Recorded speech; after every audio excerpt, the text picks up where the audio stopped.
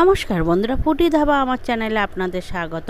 আজকে আমি একটা অপূর্ব মাছের ঝালের রেসিপি আপনাদেরকে শেয়ার করব। মাছের নামটাও যেমন সুন্দর, না খেতেও তেমনি সুন্দর। মাছটির নামটি আপনাদের শুনলে খুব কাঁচকি মাছের ঝাল অপূর্ব টেস্ট হয় এবং খেতে খুবই সুন্দর। মাছের ঝাল এটা হলো কাঁচকি মাছ। এটা খুব অল্প লোকেই এর নামটা শুনেছে। তো এই কাঁচকি মাছটা না দেখতে খানিকটা মৌরলা মাছের মতন, কিন্তু মৌরলা মাছ নয়।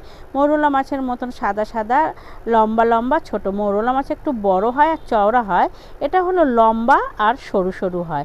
মাছটা না কাটার কোনো ঝামেলাই নেই, ভালো করে একটু ধুয়ে নিলেই 2-3 বার হয়ে যায়। এর গায়ে আঁশও নেই আর পালক টালকও ফেলা লাগে না। তো আমি মাছটাকে ভালো করে ধুয়ে নিয়ে জল ঝরিয়ে নিয়ে এর গায়ে লবণ আর হলুদ মাখিয়ে নিয়ে মাছটাকে ভাজা করব। প্যানের মধ্যে তেল গরম করে না সব মাছগুলো আমি দিয়ে পাতিয়ে নিই, ভালো করে পাতিয়ে দিয়ে দেবো পুরো মাছগুলোই। দিয়ে এটাকে গ্যাস কমিয়ে আমি মিনিট 5-6 ধরে ভাজা করব।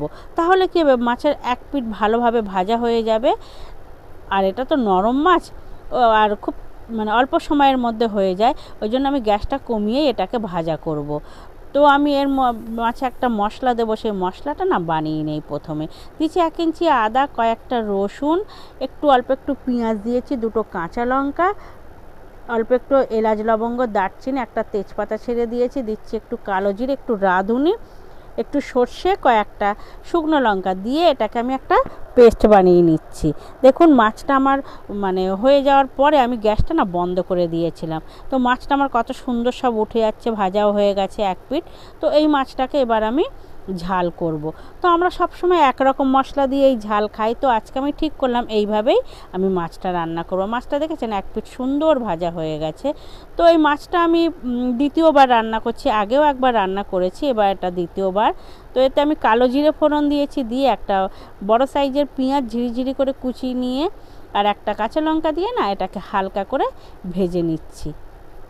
ভাজা হয়ে গেছে। এর মধ্যে যে আমি পেস্টটা বানিয়েছিলাম সেই পেস্টটা আমি এর মধ্যে দিয়ে দিচ্ছি, দিয়ে ভালো করে নাড়িয়ে নিচ্ছি। এতে একটু পেঁয়াজ রসুন দেওয়া আছে, তো সেই জন্য আমাকে এটাকে খুব ভালো করে কষিয়ে নিতে হবে। তো গ্যাসটা আমি একদম লো ফ্লেমে রেখেই কষাচ্ছি। এতে দিয়েছি 1 চামচ হলুদ গুঁড়ো, লঙ্কা গুঁড়ো, লবণ, আর দিচ্ছি 2 চামচ ফেটিয়ে নেওয়া টক দই, দিয়ে মশলাটাকে না খুব ভালো করে আমি কষিয়ে নিচ্ছি। তো এই মাছটা না খুব নরম হয়, কাঁটা শক্ত হয় না, খেতেও বেশ ভালো লাগে। এতে দিয়ে দিলাম অল্প একটু লবণ। তো আপনারাও বাড়িতে এইভাবে রান্না করবেন, মাছটা খুব ভালো, বাচ্চারাও খেতে পারে। এতে অল্প জল দিয়ে দিলাম, যেহেতু মাছটা তো গ্যাস কমিয়ে আমি ভাজা করে নিয়েছি, তো সেই জন্য না আর মাছটা খুব নরম, আর এটা আমি গা মাখা মাখা রাখবো, সেই জন্য আমি অল্প জল দিয়ে দিয়েছি। দিয়ে ঢাকা দিয়ে জলটাকে খুব ভালো করে ফুটিয়ে নিচ্ছি আমি, তাহলে মশলাগুলো সিদ্ধ হয়ে যাবে। তো এটাকে না আমি জোর দিয়েই ফুটিয়ে নিচ্ছি, গ্যাসটাকে ফুল ফ্লেমে দিয়ে। তো এটা ঝোলটা ফুটে দেখছেন তো সুন্দর কালার এসে গেছে। এই সময় আমি ভেজে রেখে দেওয়া সব মাছগুলো না এর মধ্যে আমি দিয়ে দেব। দিয়ে মাছগুলো সব আমি এর মধ্যে ঢেলে দিয়ে দিচ্ছি। দিয়ে এবারে এইটাকে আমি গ্যাসটাকে না ফুল ফ্লেমে দিয়ে মিনিট 4-5 খুব ভালো করে ফুটিয়ে নেব। ব্যাস ফুটিয়ে নিলেই হয়ে যাবে মাছের ঝাল। এ মাছ খুব অল্প সময়ের মধ্যে হয়ে যায়। আর এই মাছটা আমি দ্বিতীয়বার করেছি, খেতে খুব ভালো লাগলো। এটা তিতো লাগে না বা কাঁটাও ফোটে না, খুব নরম মাছটা। তো এটাকে খুব ভালো করে ফুল ফ্লেমে দিয়েই আমি ফুটিয়ে নিয়েছি। আমার রান্নাটা তৈরি হয়ে এসছে, দেখছেন তো ঝোল মরে গেছে, একদম গা মাখা হয়ে এসছে। তো আমি এর মধ্যে অল্প একটু ধনে পাতা দিচ্ছি, এবারে নামিয়ে নেব। তো কিছু সময় ধরে রাখার পরে দেখবেন যে ঝোলটা আছে না এটাও গায়ে পুরো মাখা মাখা হয়ে যাবে। তো এটা না গরম ভাত দিয়ে খেতে খুব ভালো লাগে, গরম গরম মাছের ঝাল গরম ভাত দিয়ে খুব সুন্দর লাগে। তো বন্ধুরা, এই রান্নাটা আপনারাও বাড়িতে একবার ট্রাই করবেন। আর আমার রান্নাটা কেমন হয়েছে কমেন্টে অবশ্যই জানাবেন।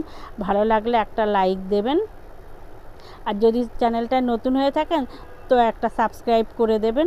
আমার রান্নাটা ভালো লাগলে একটা লাইক অবশ্যই দেবেন। তো আপনারাও বাড়িতে এইভাবে করে খাবেন, ভালো লাগে। আমরা তো সবসময় একঘেয়েমি মশলা দিয়ে মাছের ঝাল করে থাকি, তো যদি আমরা একটু ঘুরিয়ে ফিরিয়ে মশলা দিয়ে রান্না করে খাই না, তো একটু অন্য টেস্ট হয়, খুব ভালো লাগে খেতে। তো আমার রান্নাটা হয়ে গেছে। আমার রান্নাটা কেমন হয়েছে কমেন্টে অবশ্যই আপনারা জানাবেন।